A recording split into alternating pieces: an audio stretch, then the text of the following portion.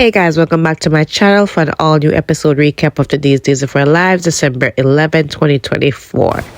So let's get into these first parts of the episode before I get into the meat and potatoes of it, right? So Leo again is seeking out Dr. Evans to fix his love life, right?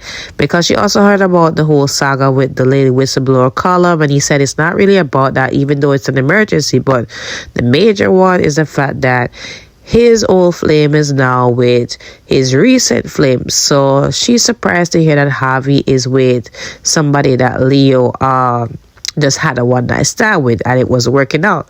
So of course he's just upset about that because he really wanted to have another chance with Javi, and again he just feels bad about the mess that he made with him and just wish that he could turn back the hands of time and all that.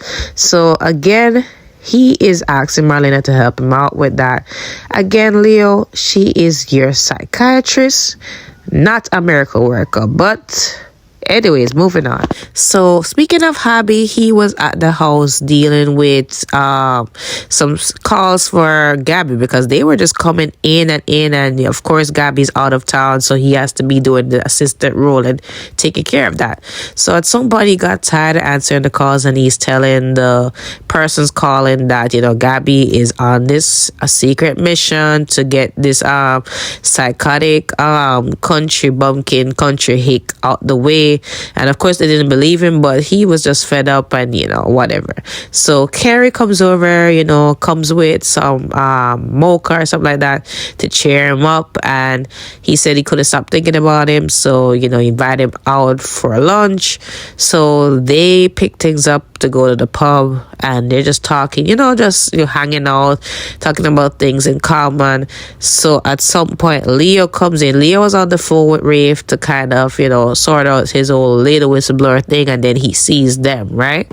So Leo, being, you know, the miserable company that he is, he's saying, oh, you know, you guys couldn't get enough of each other, so you guys had to just, you know, bring it into the morning and bring it into the afternoon for lunch and all that. So Javi said, not that it's enough of your business, but we didn't rush into things like how I did with you. Ouch.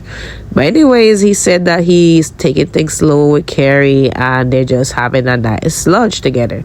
So Javi is Leo is saying that, you know, he just spoke with his psychiatrist, and she was informed about what's going on, and she feels bad about the situation, and she told him to apologize to Javi for the mess that he made, and, you know, just that he's a nice person and he didn't mean what he did and all of that, right? So Javi's saying, you know, you're just being nosy, you weren't trying to be nice and all of that. So I understand that you used to be a gossip columnist and now you have to write novellas. So it's like, yeah, that is what it is now. So anything that you say, it won't leave the pub and all of that. So Carrie just decides to insert himself into this and said that, you know, I used to be a big fan of the soap opera, but now it's just run down to the ground because of your writing. And Leo defends himself and say that, you know, he has done phenomenal writing and the ratings has been going up. So Carrie is saying, okay, well, let's see how long that lasts. I just have a feeling like Carrie is behind this lady whistleblower thing, because he keeps like mentioning it and saying that, you know, he gets to read the spoilers early in the column thanks to the new lady whistleblower and all of that. I feel like he's the one behind it, not Hattie. So Brady was on the phone with Kristen. He wanted to bring Rachel to see the Nutcracker. However, Kristen already took care of that, and even though she knowingly knew that Brady was out of town on business and she knew that he had tickets saved up for that specific day, she decided to be petty and spiteful and bring her on that day. So of course they have that argument over the phone about it, and he said that he was busy and all that, and she's like, how is that my fault? Like, you should have known, you know, to make time for her and all of that, right? So again, Kristen is making things difficult because she is heartbroken. She is scorned, and hell had no fury like a woman scorned. So Brady is upset. Ava comes over. Ava asks what's going on. So he's like, you know, Kristen is trying to really, you know, make things worse for me because I really don't want to have anything to do with her on a romantic level. And Ava said it's her fault. So he's like, how is that your fault? So she said, because we spoke at some point about you and her, that you really are not interested in her like that, and you just want to co-pair with her, and she may have used that to take it out on you. So I'm sorry for how that happened. So it's like, you weren't sworn to secrecy, and at some point Kristen would have found out regardless that I don't want anything to do with her. I just want to do co-parenting. So he tells her everything that went down between the two of them, and Ava said, I take it that Kristen didn't really take it that really well. So it's like, no, and now she's making things worse. And she also thinks that you and I are getting closer and we might have a thing for each other. So she's like, I mean, we've had some conversations here and there, mostly about your son and my employee. So, I mean, at this point, we're at a friendship level. So he said, what if, two single people, I mean, what if there's more to it? So he invites her to go to the Nutcracker instead. Like, wow, Brady, you couldn't bring her to somewhere else other than where you want to take your daughter. But anyways, he invited her there, and then he invited her for dinner, to get to know each other and all that. But I am liking the chemistry between these two, and I am here for it. It seems non-toxic, and they've grown a lot. I am here for this relationship. I don't know about you guys. So now into the meat and potatoes of this episode. So remember from yesterday, Kat and Chad, they were awaiting Clyde, but it was actually Kat's mom, Katarina. So she has a gun aimed at them, and Kat is trying to explain to her a few times that she's her daughter, and she knows that her face has changed because of the plastic surgery, but she is still her daughter. She talks the same way. So Katarina is not buying that. She says that Clyde said that they were out together and all that, so she has to finish them off. So clearly she is brainwashed or of some sort. So at some point Chad manages to get the gun out of her and tie her up. So she is still adamant that they are not who they say they are, and they're out together and all of that. So Chad gets a phone call, well, a SOS from JJ, because remember, JJ, Gabby are kind of tied up with Clyde right now. So he rushes off to go find out what's going on. And Kat said that she would stay with her mom.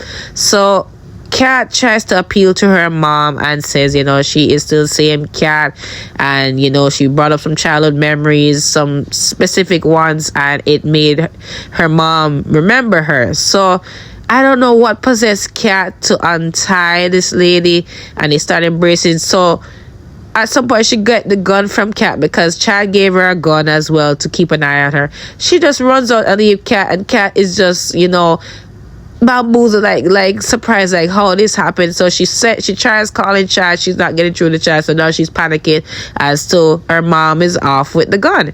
Kat, you operate sometimes like you don't have no sense. I'm gonna tell the truth about this. So back at Clyde's place, right? Clyde has Gabby at gunpoint, well, a gun in her torso, and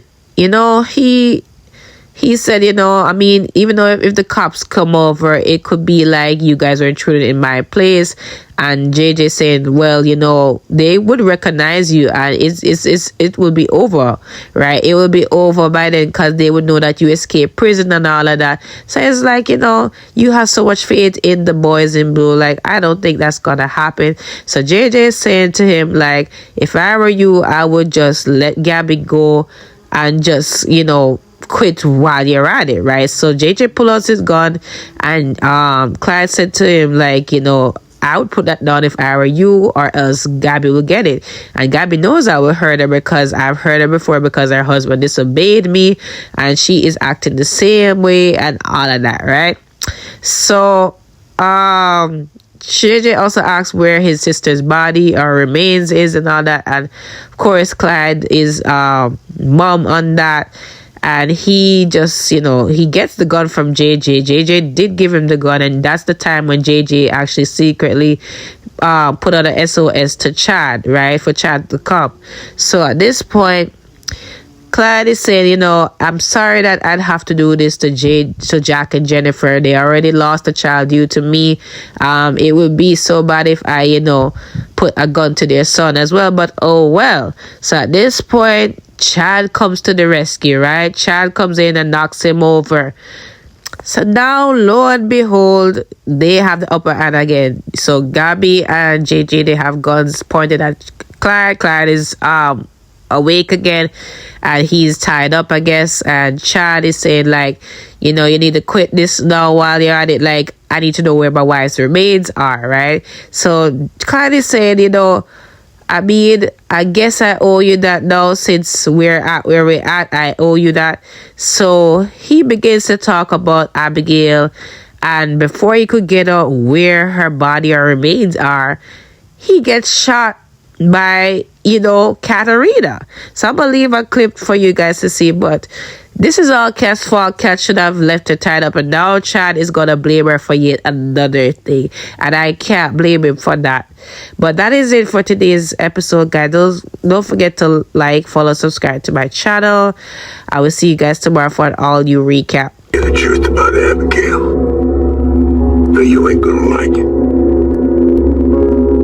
I'm listening. Yeah.